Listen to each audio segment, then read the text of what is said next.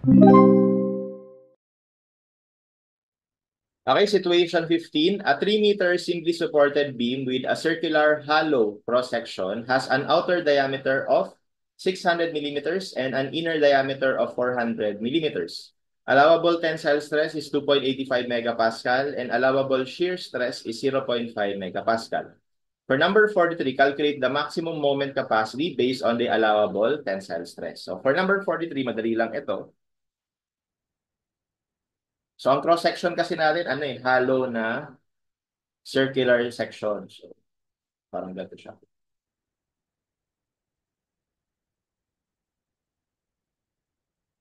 So ganyan, no?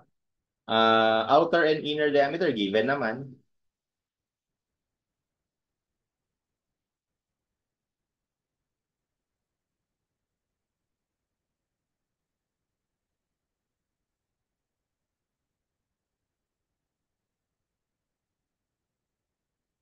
Okay?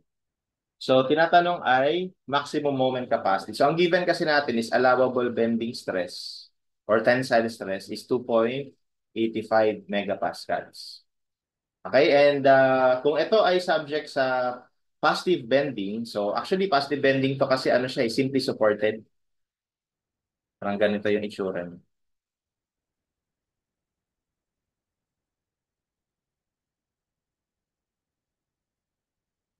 Ayan, simply so malamang subject ito sa positive bending, no? May binigay ba loading? So wala pa namang binibigay na loading. Kaya lang, whatever the loading will be, no? So magbe-bend yan ng pagganito. Kaya positive bending siya. So ibig sabihin, kung ito ay magiging subject to positive bending, itong nasa ilalim will be under tension. Ito nasa ibabaw will be under compression. Okay, so bali, kailangan lang, kumpitin natin yung ano dito, stress dito, no? I mean yung moment, or tama, yung stress dito sa ilalim, isi-set natin na 2.85, no? Na kung saan equal yan sa MC over I. Okay? So we have 2.85 equals M. Ito yung nahanap natin yung M. Yung C natin is yung distance lang ng neutral axis mula doon sa, papunta doon sa tension side. So ito yun, which is simply 300, no? So M, 300. Tapos gawin natin tong 1 million para maging ito ay naka-automatic na kilonewton meter over I. So yung I naman is moment of inertia lang nung outer circle minus moment of inertia nung inner circle. So ang moment of inertia ng circle ay pi over 64 d to the fourth, no? So bali outer 600 to the fourth minus inner na 400 to the fourth.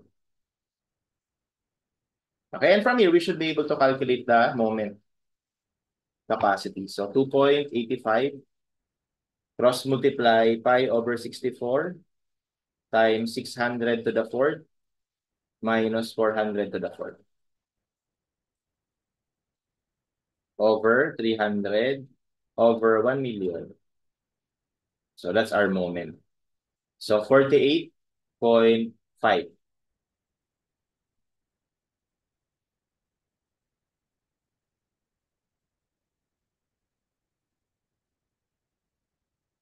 Okay? Number 44, calculate the value of the maximum concentrated load at the midspan based on the allowable shear stress naman. Okay? So yung shear stress natin, di ba, equal sa VQ over IB. No? So, yung V is yung, ano ba? Concentrated load at the, okay. So, lalagyan daw natin to ng concentrated load. Okay? So, kapag nilagyan natin ng concentrated load, di ba magkakaroon dito ng reaction? So, ito ay midspan. Yung reaction dito, bali P over 2. Tig-kalahati lang sila. And kapag dinrawing natin yung shear diagram niyan, ganito lang itsura ng shear diagram. Aangat to, P over 2, tapos bababa, minus P, so magiging P over 2 din. Tapos, aangat sa mag-zero. So, ito yung itsura ng shear diagram.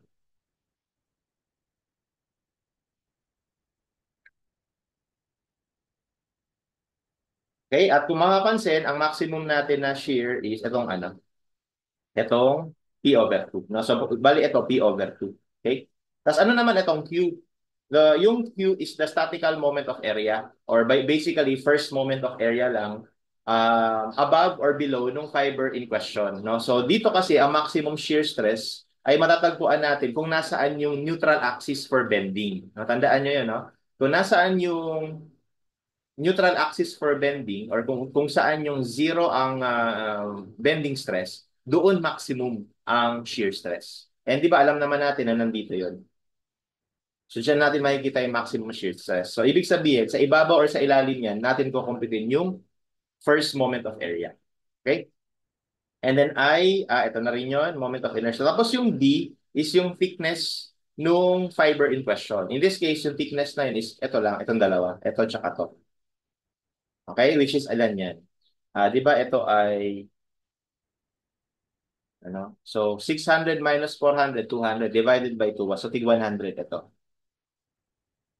Okay, so yung B natin dyan, 200. Dalawang 100. Itong magkabilaan. Okay? So, alright. So, yung Q muna. Define natin yung Q. So, bali ko, ito yung neutral axis natin.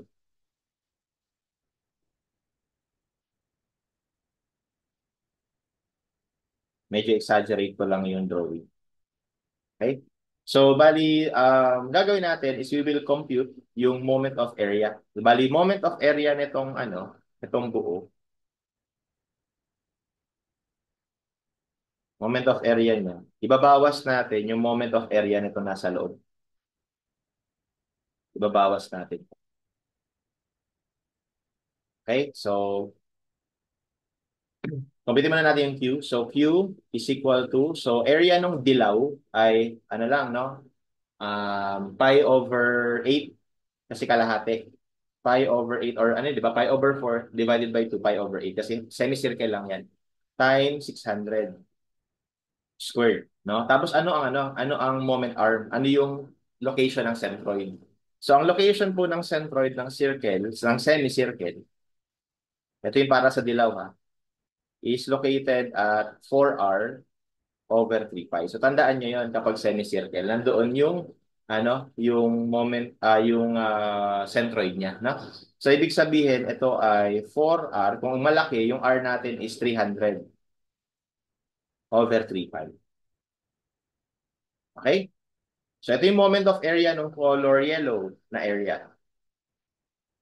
Okay? Tapos minus yung moment of area naman nung red. So, ganoon ulit. Pi over 8 kasi semicircle times yung diameter natin ay 400 squared. Tapos ang moment arm niya nandito pa rin. Ganoon pa rin. 4R over 3 pi. Ito inner. Ito outer. Okay? So, we have 4. Ang radius ng inner ay 200 over 3 pi. So, that's our Q for the red area. Okay, so pag minus natin, yan yung moment of area nung ibabaw nung fiber in question. So, Q, okay na, kompleto na. So, kinahanap natin V, no? So, pasok na natin. Yung allowable shear stress ay 0.5 megapascal. So, 0.5 is equal to, yung V natin is P over 2. So, dahil gusto ko naka-kilonewton na to, multiply na natin to ng 1,000 para maging Newton, no? Tapos Q, lagay ko lang Q. Kumpitin natin mamaya. Over I. Lagay ko lang din I. Nandito naman yan eh. Ito. Tapos yung B natin is 2 times 100. No, kasi ito yon. Okay? So, from here, we should be able to calculate for P. Yan natin. So, 0.5 times I. Lagay ko yung I sa M. Times 200. Divide natin ng 1,000. Divide natin ng Q. Lagay ko yung Q sa B. Tapos times 2, no? Kasi may P over 2 dun. And then count. Yung M, moment of inertia, pi over 64 times 600 to the fourth minus 400 to the fourth. Tapos yung B, itong Q. So, pi over 8. Factor out ko na kaya yun. Factor out ko na yung pi over 8. Pati yung times 4 over 3 pi. Be careful with this. Pi over 4 over 3 pi. So, lagyan ng parenthesis. Tapos, ang may iwan sa loob ay 600 squared times 300 minus, ito naman ay 400 squared times 200. So, sana hindi ako nagkamali doon.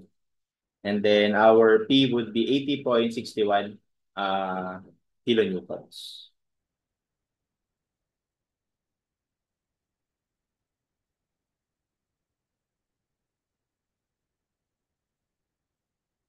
Okay? So, number 44, that's letter C.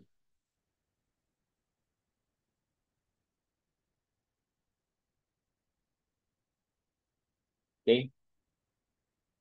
And then for number 45, if the hollow section is replaced by square, kung papalitan daw ito ng square, calculate the maximum concentrated load at the midspan.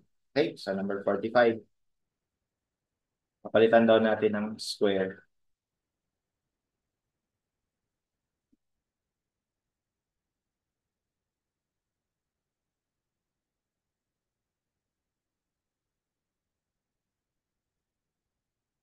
So ano daw yung maximum concentrated load at the midspan.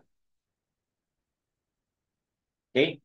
So actually dito, dalawa yung kailangan natin i-check kasi di ba meron tayong allowable tensile stress tsaka allowable shear stress. Ito 0.5 megapascal. Ito 2 point something, 2.85. Kailangan natin i-check parehas yan, no? So siguro unahin na natin yung sa tensile. Okay, so yung tensile stress ay equal sa MC over I. This is at the bottom, no? Tapos yung M natin, kapag concentrated load at the midspan, magiging ano lang yan, PL over 4. Okay? Binigay ba yung L? Ito, L. 3 meters, no? So given naman. Okay? So let's solve for P. So this is 2.85 equals P times 3 over 4. Okay, multiply natin ng 1 million kasi ina-expect ko ano to, naka-kilonewton meter, no? MC, tas yung C natin, ito, half ng 250 over I, which is 250 times 250 cube over 12, so 250 to the fourth over 12 lang din yun. Okay? And then from here, we should be able to solve for P.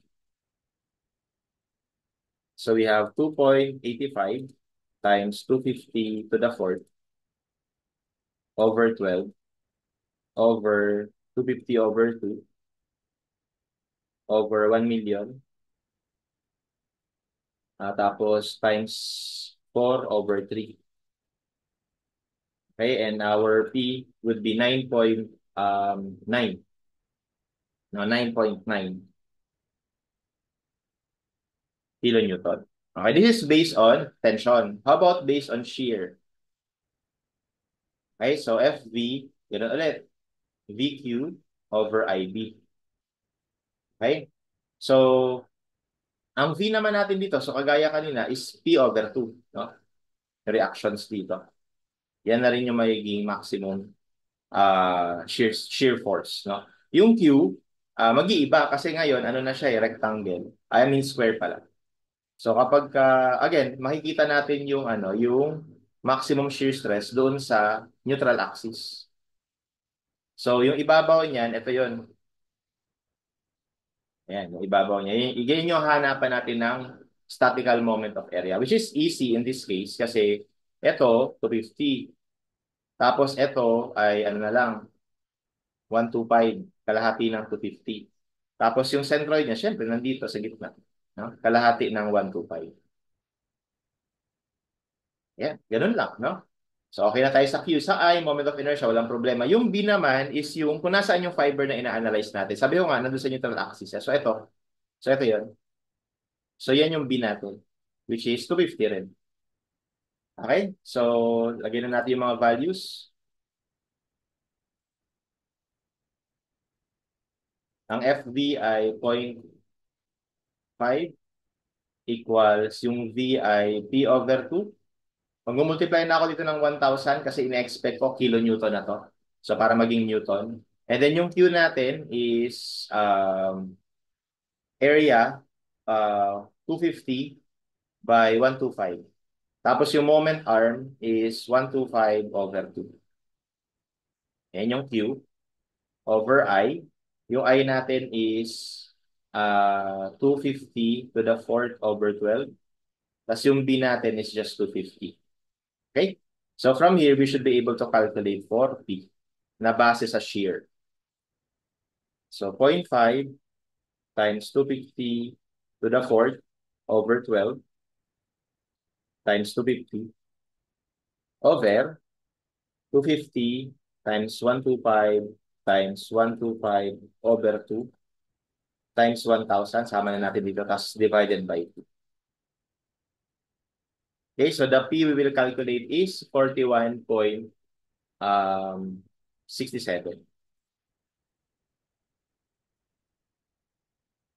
Okay, so if you compare the two, no, our maximum P should be the smaller, no?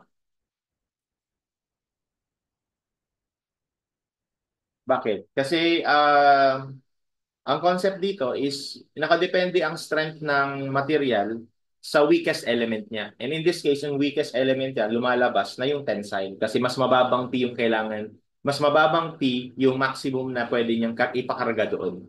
So, ibig sabihin, kapag ginamit mo to, hindi nga siya masisira sa shear, pero sira na siya sa tensile. Kaya para hindi siya masira sa lahat, ito lang yung i-go-govern natin. No? So, therefore, our maximum would be 9.9 kilonewtons. Okay?